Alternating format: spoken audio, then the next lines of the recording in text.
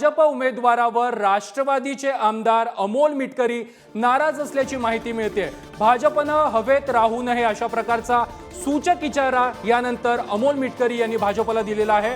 भाजप प्रचारापासून दूर ठेवत असल्याचा आरोप देखील मिटकरी यांनी केला आहे।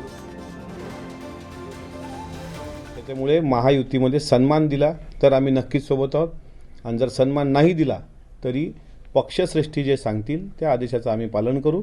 कारण हा गंभीर विषय मी प्रांताध्यक्ष सुनील तटकरे साहेब, आमचे वरिष्ठ नेते आणि राष्ट्रीय अध्यक्ष अजितदादा आणि पक्षाचे सरचिटणीस शिवाजीराव गर्जे या सर्वांना काल मुंबईला असताना समजून सांगितलं।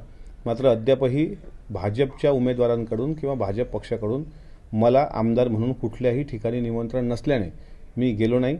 आणि असेच जर ते वागत असतील आणि ताम्रपट घेऊन आम्ही जन्माला आलो असं समजत असतील तर हा भ्रमाचा भोपळा आहे।